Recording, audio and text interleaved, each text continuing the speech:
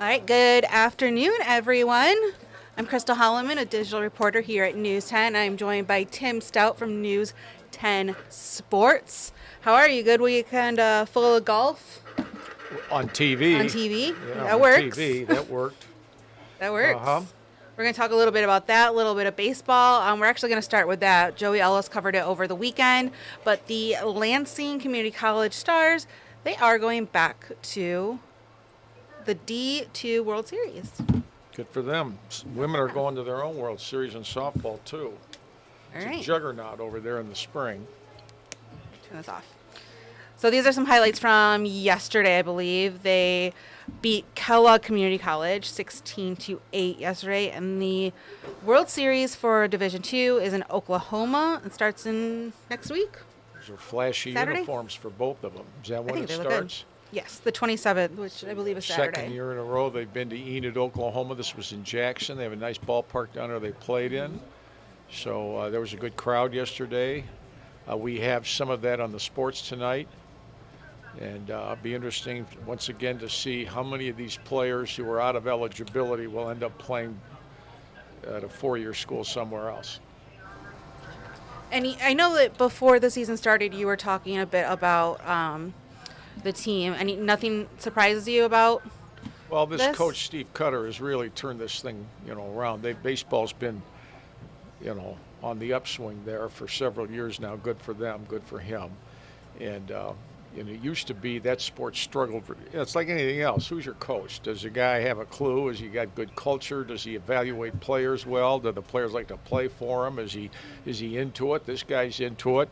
And I don't know as much about the softball, but Steve Kuhn's daughter is a prominent player on the team, and they're in South Carolina, and he's going and shooting video and sending it back to us. So we're your premier junior college girls softball World Series station around Can we here. say that's an exclusive?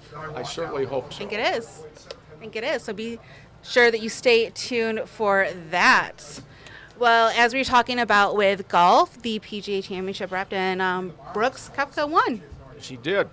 Yeah, it was exciting, right? If you're a golf fan, there's a lot to watch yesterday. So there was a little bit of, I saw today some of the live golfers saying what this meant for them and the fact that they are legitimate, they deserve to be taken seriously on this. What are your thoughts on that? Well, I don't think Koepka's as much about live as he is about himself, and that's understandable.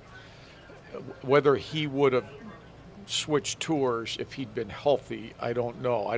Because he's on his way up. He's only 33. As long as he's a very good athletic, he's got a tremendous competitive mindset. He doesn't get nervous and shaken.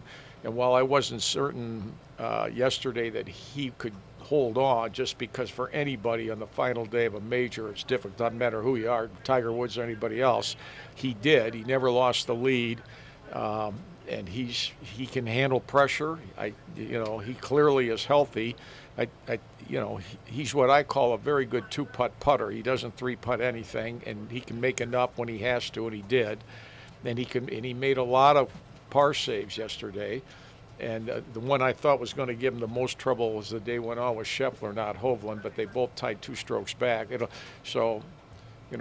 How this changes the pro world moving forward in an ever-changing pro golf world, I'm not sure, but it's a new development. And those on the LIV Tour obviously think they get more credibility and I agree with them, because they have players there who could play. They had 5 in the top 18. They had 7 who made the cut. They had 3 of the top 9, and those were LIV players. So All right.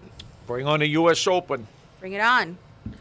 And what do we have next? Carmelo Anthony.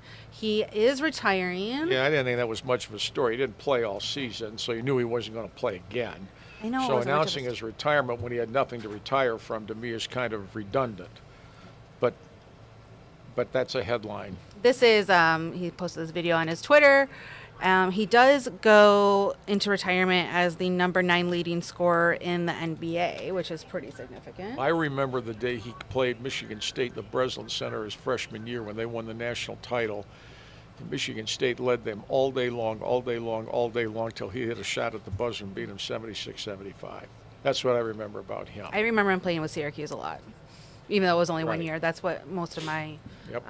memories of him are. And He's given the university there a lot of money. His name's on a couple of, or one building anyway. I think it's on their practice basketball facility. I think that's right. All right, we're going to move on to last week. I feel like it was just on Thursday or Friday we talked about Shemi joining Michigan's. You got to be careful when you put stuff out there in social media. I've often said if it isn't positive or informational, stay out of it. All you're going to do is get yourself in trouble. Doesn't matter who you are, a politician, a teacher, an educator, a private citizen, an athlete, a coach, doesn't make a journalist. I mean, you say something negative, you better be careful what you say. Look at how many careers have been ruined because of that. How Michigan didn't realize that in advance, but as I agree with one of the Michigan media people, they took a bad story and it's going to be a one-day story because they terminated this immediately. The Twitter account. It never would have gone away. The Twitter account is now deactivated, but Too little, too late. What's he going to do now? His dad's not around to help him. are you going to get another job as a scout in the NFL after this? I would think this is going to make it a lot tougher. You would think. I would think. All right. Well, what else do we have coming up on Sports We have MSU Today? baseball in Omaha, Nebraska. They're there today practicing, getting ready for their first game of the Big Ten tournament. 7 o'clock tomorrow night, Big Ten Network. They're the 8th seed against 1 seed Maryland. We have that. We have the LCC baseball and softball teams with their World Series preview. The president of the country club of Lansing, John Lindert, is the president of the PGA of America. He's the one who gave the Wanamaker Trophy on TV yesterday to Brooks Koepka. We show him doing that. And he's from here, right? He's the manager of the country club of Lansing, yeah. And then after that, it gets dicey because we got to see how much time sports gets on the air at 6:20. So if you get a chance, go on over and, give him some candy or give him some water, give him something. He's not there. I don't see. Yeah, Oh, no, he there. is. He's He's right hiding. here. He's hiding. Yeah. Remember, it's Nathan now. Yeah, no kidding. But I think he'll be pretty generous with the sports department today. Depends It's a on- big day in the sports department. Well, that only goes so far, believe me.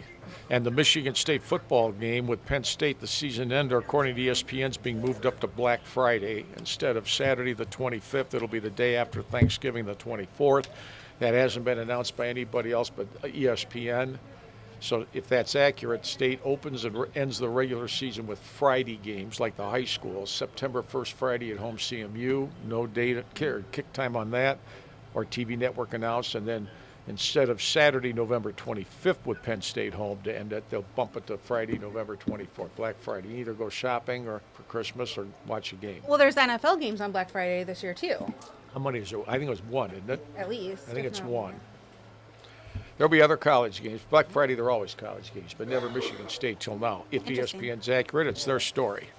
All right, we will see. There you can go. find all that out on the Sports Desk, which comes on our 90 minutes of local news that starts with First at 5. Thanks for watching. We'll be back tomorrow.